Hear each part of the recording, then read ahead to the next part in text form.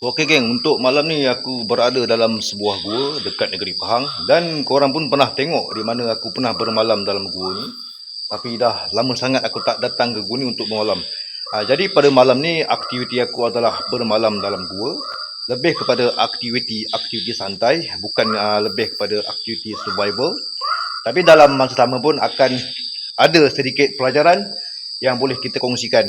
Apa yang boleh, apa yang tak boleh bila mana kita bermalam dalam gua. Kalau kita tengok gua ni, nampak ni, ini adalah hutan tapi ini adalah pintu gua. Jadi aku bermalam dalam keadaan yang sangat selamat, tidak lebih kepada jungle survival, tapi lebih kepada untuk menikmati suasana alam gua pada waktu malam. Menyeronokkan dan juga menenangkan. Berada dalam gua ni sangat menenangkan, sangat sejuk. Suhu dia memang sejuk, dia tak panas. Jadi dalam masa sama kita dengar bunyi unggas-unggas hutan, sangat-sangat menenangkan jiwa sebenarnya. Sebab biasanya korang tengok aku lebih kepada aktiviti jungle survival hardcore kan. Redah hutan pada waktu malam, redah sungai pada waktu malam. Jadi pada kali ini aku pilih aktiviti santai dalam sebuah gua. Dan gua ni pun memang berada dalam hutan. Tapi yang bestnya pada malam ni, aku tidak berseorangan. Di mana aku datang dengan rakan aku dan tidur berdua dengan rakan aku. Tapi walaupun tidur berdua, berbezalah kemahnya. Bukan satu kemah itu tidur bersama-sama. Memang tak dapat lah dia. Mana boleh kan. Santai-santai tapi dalam bersama ada batasnya. Best gua ni, tenang je. Okey geng, bila mana sebut tentang gua ni, okey dalam gua salah satu benda yang aku suka tengok lah. Okey, batu-batu macam ni. Ini nama dia apa? Stalactite, stalagmite. Biar korang gitulah. Kalau aku salah korang betulkan. Aku suka tengok benda gini. Tak lama sama kita tengok pula alam. Pokok hijau, pokok ni pokok hutan kan, hijau-hijau macam ni, pokok tinggi, rapat dengan pintu gua macam ni. Memang dia agak-agak menenangkan. Tapi dalam sama kita tetap juga kena berwaspada lah. Pasal ini masih lagi hutan. Di mana kita berada, walaupun kita berdua, tetap kena berwaspada. Hutan tak boleh lalai. Kalau kita lalai, silap bulan, melayang nyawa kita nanti. Best menyeronokkan.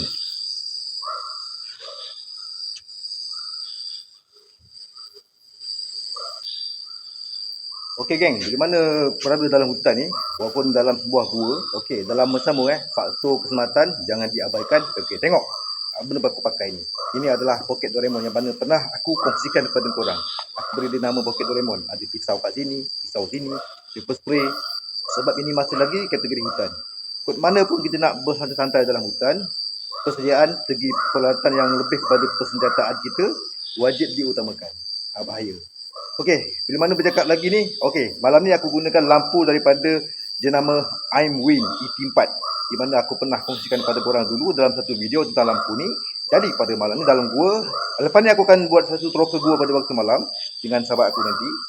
Jadi aku akan gunakanlah lampu ni untuk kita berjalan dalam gua ni. Kita tengok pula macam mana suasana gua pada waktu malam.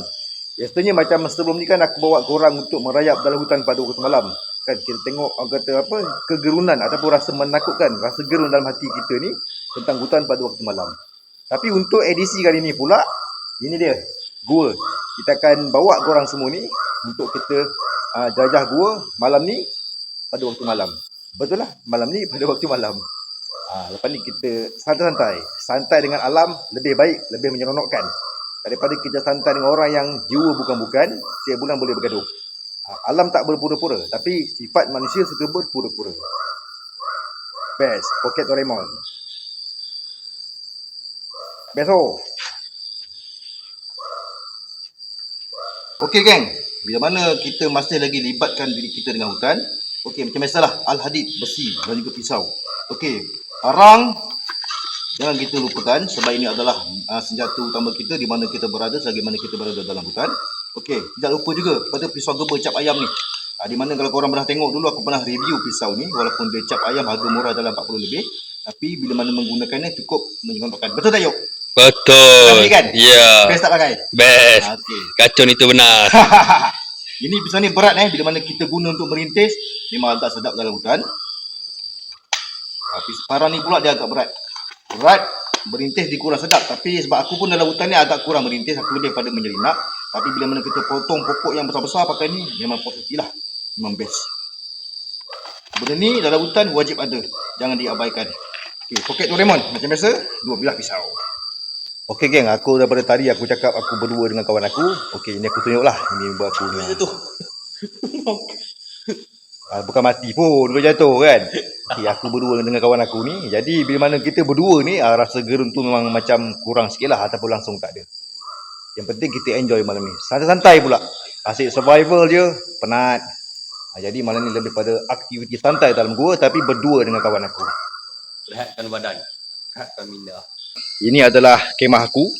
Malam ni dalam gua aku pakai kemah macam ni. Kemah ni bila mana kita dalam gua dia agak selesa sikit lah. Lagipun kenalah dengan tema aku kan pasal aku nak selesa malam ni.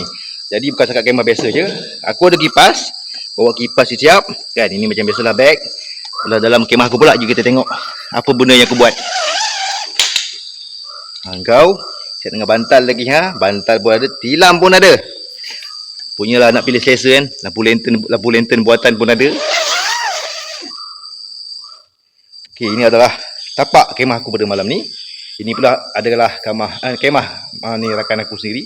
Yuk, macam mana lampu IMWin ET4 yang aku dah beli tu best tak pakai? Oh, terangan dia. Mana tu tunjuk atas? Ni baru nombor 2. Ini paling terang, nampak tak? Aduh. Jadi bagi kau, apa perasaan kau memiliki lampu IMWin ET4 daripada China? Harga murah tapi padu. Macam mana kau rasa? Penuh lah. Berbaloi tak? Baloi. Berbaloi kan? Kena dapat kan? Harga berapa beli? RM108 itu hari kan? Lebih kurang. Dapat diskaun. Ada diskaun. Tapi syok lah. Dalam gua kita main lampu. Oh, betul feeling main lampu tu. Betul. Kalau duduk kat rumah, beli tak padan. Ini pula air Milo. Kita orang santai malam ni. Milo pun ada lah. Nanti lapar kan. Padahal kita masak nanti macam mana. Suasana gua pada malam hari. Best. Ini dia. IMWin ET4. Lumen cukup padu walaupun dia kecil. Terang menderang. Lumen kecil. Lumen besar sikit. Lumen besar. Lagi besar. Terang kan? Hutan kat depan tu je. Ini gua. Atas gua pada waktu malam. Kemah aku ni. Kemah ni aku beli dalam 200 lebih. Tapi masa tu ada diskaun. Dapat dalam berapa? 60 lebih masa tu. RM64. Kemah ni. Ni pula kemah dia. Aku yang apikan dia beli kemah. Aku asuk dia macam-macam. Aku asuk dia beli kemah lah. Beli lampu lah. Mana lampu fokus kau? Itu dia. Ini pun aku asuk dia beli. Lingkup. Pisau aku asuk dia beli. Ada lagi satu. Itu lagi aku. Macam-macam aku asuk dia beli. Beli tu dia beli. Beli ni dia beli. Jahanam. IMWin ET4. Kecil tapi padu. Dalam kamera mungkin korang nampak macam malap sikit. Tapi dia yang kalau betul-betul kat depan memang terang menerang lah. Memang terang. Bagaimana aku bercakap tentang kemah kan. Okey, kemah yang aku tunjukkan kepada korang ni memang nampak agak selesa bila mana kita tidur dalam hutan. Tapi kita mesti ingat. Sebagaimana yang pernah aku katakan pada tuan-tuan dan puan-puan sekalian. Dalam negatif ada positif. Dalam positif ada negatif. Okey, tentang kemah ini aku bagi kemah bulat kan. Kemah bulat ataupun kemah iglu. Positif kemah ni adalah di mana bila mana kita pakai dalam hutan, kita akan jadi rasa lebih selesa. Memang takkan ada rasa kena gigitan nyamuk. Ular pun takkan ada. Itu segi positifnya lah. Tapi bila mana kita berada dalam hutan tebal, kita berkemah, kita pakai kemah macam ni. Okey, negatifnya pula, andai kata datangnya haiwan pemangsa kan, macam harimau kumbang, ataupun beruang, ataupun harimau belang. Ataupun bukan haiwan pemangsa, tapi yang datang tu adalah gajah. Okey, bila mana kita sedang tidur dengan menggunakan kemah macam ni dalam hutan tebal, bila mana ada ancaman datang, percayalah, kita takkan sempat untuk bertindak, larikan diri, selamatkan nyawa kita. Itu adalah negatif pula. Dalam positif ada negatif kan. Kita rasa selamat, tapi sebenarnya bila mana berlakunya ancaman, itu akan meletakkan risiko yang sangat besar pada diri kita untuk kita terbunuh serta-merta.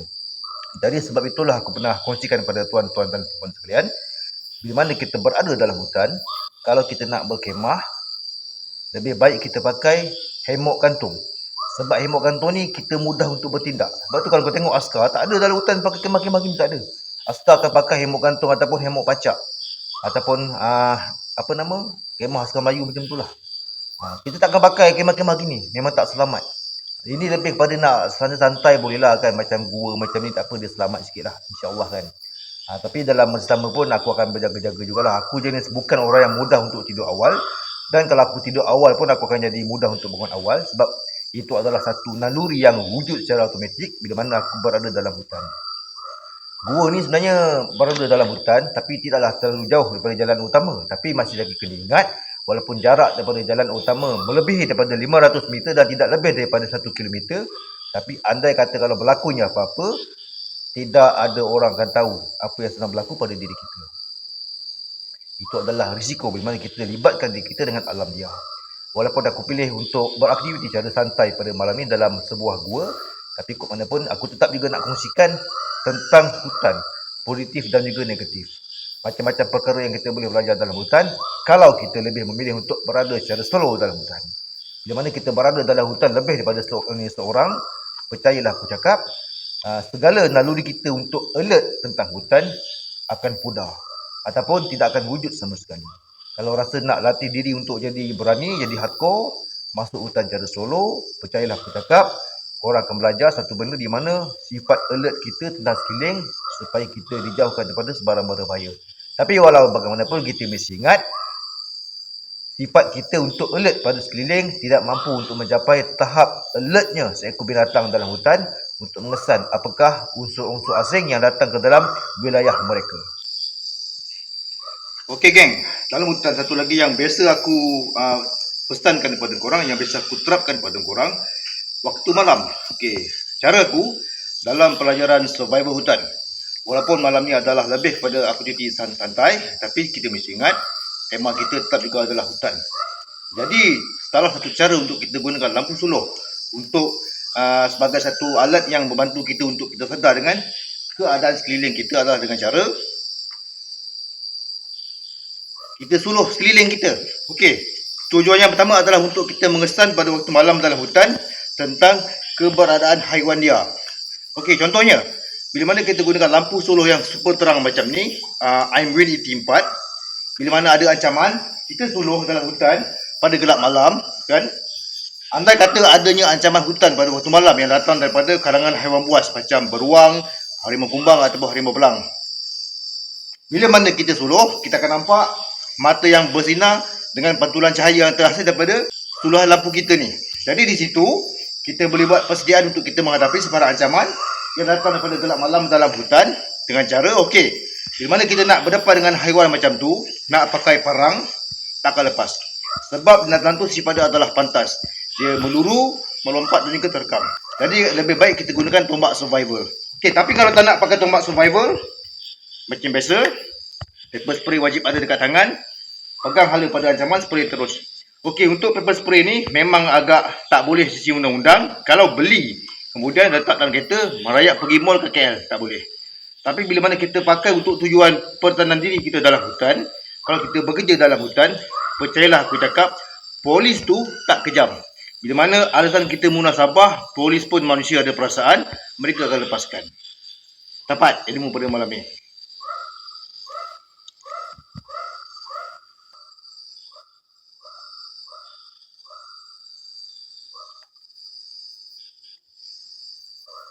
Okey, sekarang jam pun dah pukul 9.30. Kita rehat dulu, nanti pukul 10 kita masuk merayap dalam gua pada waktu malam.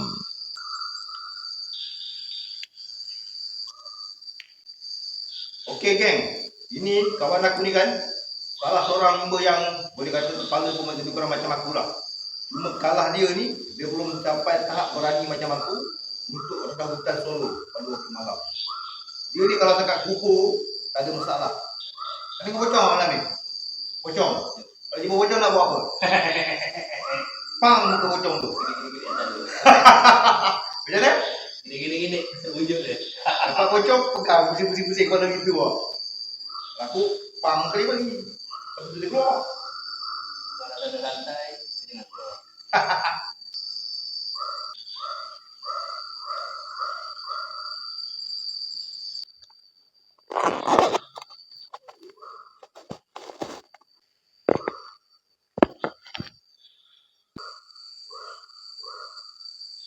Okey geng, sekarang jam pun dah hampir tepat jam 12 malam, lebih kurang dalam 4-5 minit je dah nak pukul 12 malam. Jadi aku dengan kawan aku akan mulakan aktiviti malam gua, iaitu kita akan masuk dalam gua, kita tengok apa yang best. Jadi kita akan tengoklah macam mana suasana gua tepat jam 12 malam. Jom. Okey, ini adalah permulaan untuk kita menuju masuk ke dalam gua pada waktu malam. Dan kita boleh tengok ini adalah kawasan berair pada waktu malam. Ini dia bukan sungai ni, tapi dia macam paya lah. Tapi paya yang berada dalam gua. Nampak nice kan? Dalam sama dia agak macam menggerunkan sikit. Bukan sebabkan faktor hantu dia menggerunkan tu, sebabkan faktor geografi muka bumi dia. Jadi kita kata fikir kalau ada ular yang berbisa lah, apa benda lah, jadi agak bahaya kalau kita nak redah sini waktu malam. Tapi lagi pun malam ni bukanlah aku nak buat satu benda yang agak hardcore, cuma lebih pada aktiviti santai-santai. Benda tu hitam tu. Tengok. Oh, air. Jom teruskan perjalanan kita. Tu kawan aku ada kat depan. Tengok lampu ni. Kita soroh lantai, terang benderang sekeliling. Ni hutan belukar. Ni belukar hutan ni. Belukar hutan. Pokok semuanya tinggi-tinggi. Terang tak terang lampu ni. Terang kan? Suasana gua pada waktu malam hari. Best. Jalan. Kita jalan, ada halangan kat depan. Tengok lantai, takut ada ular berbisa. Gua sangat sinonim dengan salah satunya adalah ular karang biru. Sebab suhu sejuk.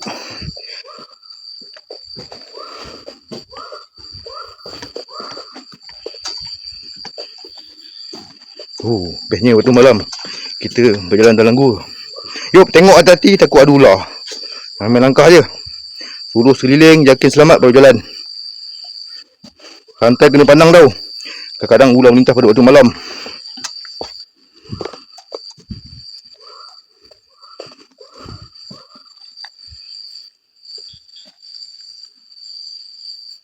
Lampu ni memang cukup terang. Bagi aku memang puas hatilah pakai lampu daripada jenama Aimuin ET4. Nak bergerak ni kena tengok, takut ada ular kapak hijau. Memang ular kapak hijau bisanya bukan level membunuh kita. Tapi dalam hutan, kalau kena patuk, untuk hidup selamat tiada maaf bagimu. Sebab kita bergerak dan pergerakan tu akan buatkan bisa ular dalam badan kita mengalir lebih cepat. Jadi kita mudah untuk terkorban dalam hutan. Wah, gua gajah. Gua kepala gajah. Perhatikan lantai macam biasa. Keselamatan jangan diabaikan. Habis kan gua gajah pada waktu malam. Okey, tuan-tuan dan puan-puan sekalian. Nampak tak tulisan dia? Gua kepala gajah. Jom.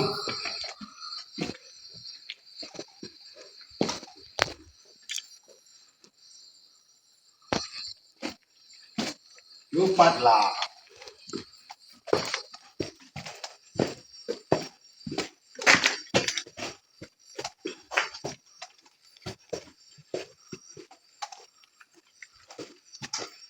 Okey, gua waktu malam ni dia agak tenang sikit, agak seronok. Dia tak adalah rasa gerun. Macam biasa aku masa ni, sebelum ni masuk hutan waktu malam seorang. Dan gua pun aku pernah masuk waktu malam seorang, masa tu kat gua balai. Ada benda pun yang kau nak takut. Cuma kali ni aku bawa korang masuk waktu malam dalam gua kepala gajah. Ini adalah laluan. Kalau korang masuk gua ni kan, ini laluan dia, agak bersih. Tengok sekeliling dulu.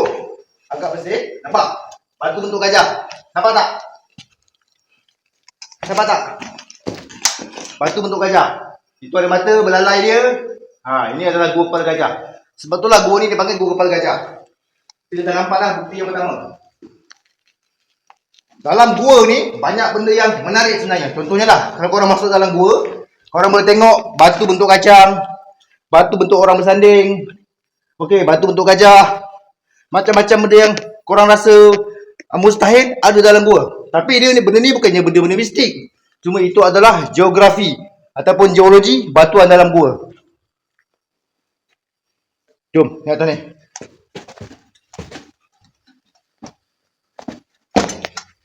Keychain.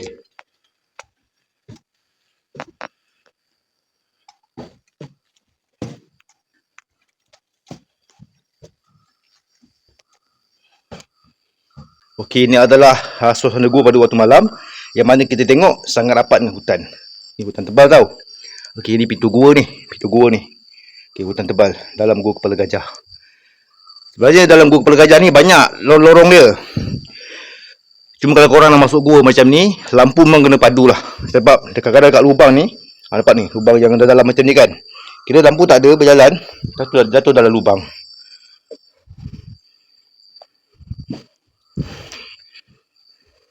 Turun. Jalan. Aku rakam kau ni. Hati-hati. Kau pun lalu. Entah, aku pun tak tahu. Tak pernah lalu lah. Tak nak lalu.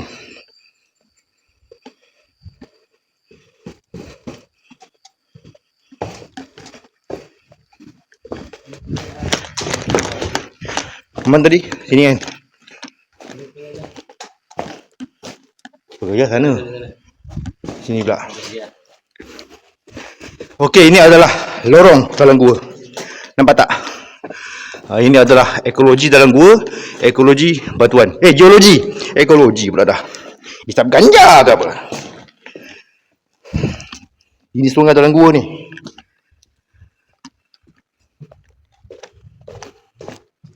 Ada binatang. Ada burung. Nampak tak kelebihan lampu ni? Kita tengok objek yang tak nak jelas, tekan turbo. Tu jadi clear. Jom.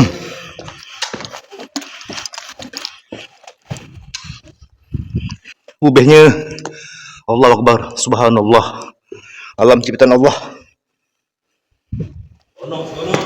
Best. Labah-labah. Ni yang best ni. Dulu aku pernah lepak kat sini seorang. Seronok je. Ni dekat dengan hutan. Tapi kawasan ni licin.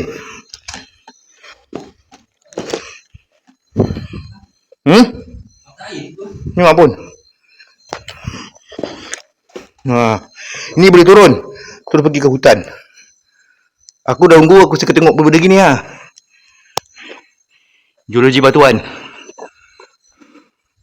Tapi aku tak boleh nak ke dalam sangat lah. Sebab gua ni bukan kepakaran aku. Sedikit macam ni boleh. Jadi korang dapat tengok suasana gua pada waktu malam. Memang indah. Indah kan? Memang seronok. Tenang je.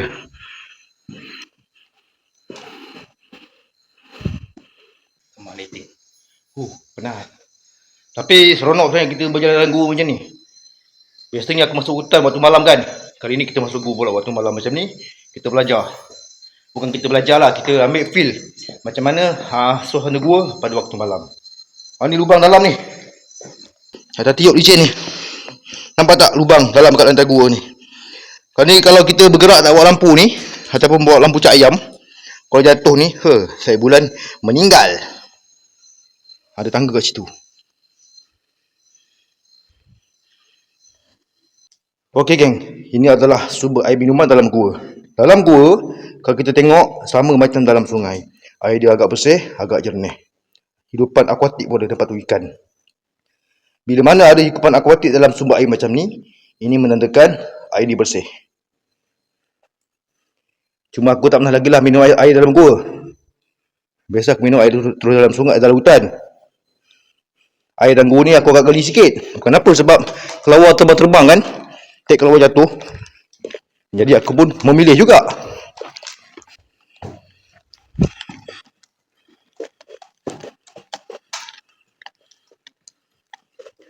I'm Win, ET4. Memang super terang. Gelap gelita, nombor 1, nombor 2, nombor 3, nombor 4. Memang terang benderang. Puas hati.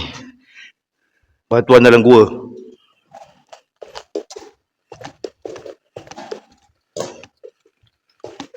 agak menyeronokkan sebenarnya. Bila mana kita bergerak dalam gua pada waktu malam pula. Ni tadi.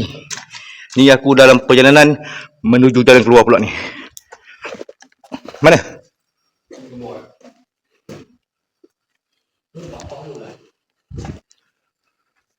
Ini adalah belah atas gua. Bumbung gua. Biasanya ada kelawar aku masuk sini. Tapi kelawar tak ada pula kali ni.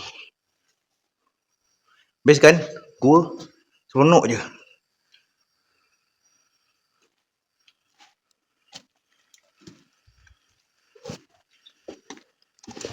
Ini pula laluan yang kita nak. Yang tadi aku masuk tadi lah. Nampak? Clear je kan? Bersih je. Gua ni memang dibuat untuk tujuan pelancongan. Alam gaib tu wujud. Tapi bukan bermaksud kita boleh sesenang hati nak kaitkan setiap kejadian ataupun musuh tu dengan alam gaib. Kita manusia tak ada beri pengetahuan tentang alam gaib. Jadi jangan bercakap. Mati esok kita akan ditanya balik. Kenapa kita bercakap satu benda yang bukan pengetahuan kita. Ambil pelajaran.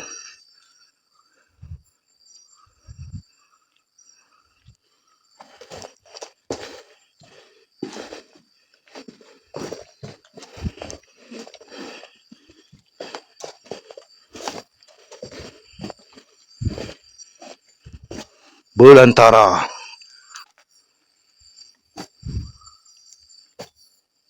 Okey geng, aktiviti menjelajah gua pada waktu malam dah pun siap, dah pun selesai. Tapi sebenarnya aku taklah berjalan terlalu jauh kan, sekadar ambil feel sahaja. Itu pun boleh katakan dah makan masa dalam 40 minit perjalanan. Jadi kurang gitulah. Dia sebenarnya bukan sebabkan jarak gua tu jauh sangat, tidak. Tapi sebab waktu malam ni, jadi kita perlu berikan lebih fokus pada sekeliling. Sebab kita risau kalau ada ancaman reptil berbisa macam ular dalam gua. Sebab gua ni memang sinonim lah dengan ular kan. Jadi kita kena berhati-hati. Jadi bagi aku memang agak seronok dan aku berpeluang alhamdulillah dapat bawa korang pula kali ni jelajah gua pada waktu malam. Biasa hutan tebal kan, aku redah malam seorang. Kali ni gua pula. Tapi aku dengan baji kawan aku lah, sahabat aku ni. Saja bawa dia sebab dia nak rasa macam mana bermalam macam ni kan. Kita bawa lah sekala. Dan aku pun bila ada kawan seronok juga. Tepatlah sembang-sembang. Taklah aku cakap seorang. Yuk, macam mana perasaan kau dapat masuk gua waktu malam, dalam masa sama dapat juga bermalam dalam gua yang sepadan dengan hutan macam ni, ambil feel hutan, dapat pula feel gua. Best tak best? Best pun. Seronok Pengalaman tu. Pengalaman dalam gua. Seronok semalam-malaman. Berbeza siang dan malam. Berbeza kan? Malam daripada siang.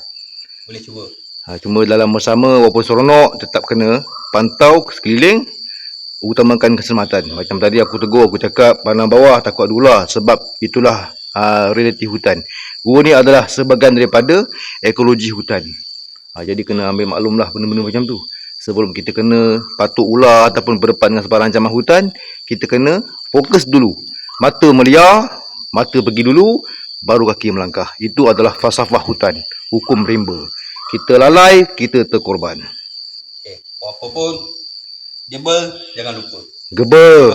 Bukan gebel. Gebel jangan lupa. Tu bangka pun pelat lagi. Ingat ini jangan lupa keselamatan kita mana-mana pergi masuk hutan. Ingat tu ilmu Jepun. Tak. Kemah dia, kemah aku. Ini adalah gua tongkat. Memang agak seronok, agak feel pada waktu malam. Korang boleh datang, boleh cubalah bermalam kat sini.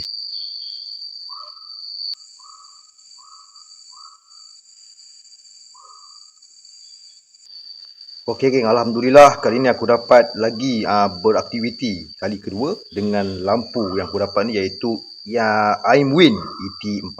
Ini adalah jenama dia, model ET4 tapi jenama daripada Aimwin. Jadi malam ni aku cuba pula dalam gua dan bagi aku agak memuaskan lampu ni. Dia saiznya agak kecil dan juga lebih kepada penggunaan taktikal. Macam mana yang kita tengok tadi masa aku gunakan dalam gua tadi kan, nampak satu objek tu macam sama-sama.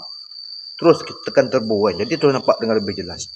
Jadi bagi aku lampu ni agak memuaskan dan seronok. Aku bukan nak suruh korang beli, tapi saja aku nak kongsikan dengan korang benda yang kita rasa berguna pada orang ramai kan.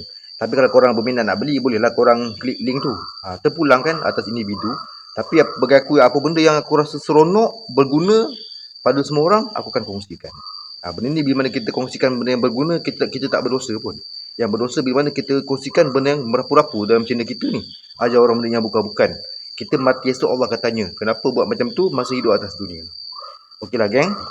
Aku rasa untuk malam ni, ini sajalah rekaman aku. Setakat ni saja. Nanti pada hari esok aku akan buat satu video untuk kongsikan kepada korang semua bagaimana sebuah perjalanan dalam hutan sekiranya kita tidak memiliki kompas atau peta ataupun juga jam tangan GPS macam ni. Jadi bila mana kita tak ada jam tangan GPS, kehilangan kompas dan juga peta, anda kata itu berlaku. Jadi kita mesti pandai satu ilmu, dipanggil ilmu pandu arah hutan dengan menggunakan unsur-unsur alam untuk kita keluar daripada hutan dengan selamat. Dan ini adalah salah satu ilmu yang pernah aku amalkan satu masa dahulu sebelum aku mula mengadaptasikan kompas dan juga GPS serta peta. Tapi ilmu lama tetap aku amalkan. Sebab apa? Kita nak pakai kompas, nak pakai peta, nak pakai jam tangan GPS macam ni, kita mesti ingat jangan pernah ataupun terlalu berharap kepada peralatan elektronik, juga peralatan manual seperti kompas. Sebab andai kata kalau kompas kita hilang, benda nak jadi sekejap je, jangan cakap besar. Ataupun peta kita tiba-tiba hilang, hanyut di air, kita jatuh dalam sungai. Ataupun kita punya jam tangan GPS kita, elektronik ini tiba-tiba rosak. Dan kita tak tahu pula ilmu pandu arah alam dengan menggunakan unsur alam untuk kita cari jalan keluar dengan cara yang paling selamat. Kita tak faham dan juga tak tahu semua tu. Percayalah cakap aku, engkau akan dipeluk oleh hutan dengan penuh kasih sayang. Bila mana hutan dah mula peluk engkau dengan penuh kasih sayang, engkau tak akan dilepaskan sama sekali. Kalau engkau dilepaskan, itu adalah nasib engkau sangat-sangat baik. Jadi kita berjumpa pada siri pelajaran akan datang. Bagaimana caranya untuk kita pandu arah dalam hutan tanpa gunakan kompas dan juga peta.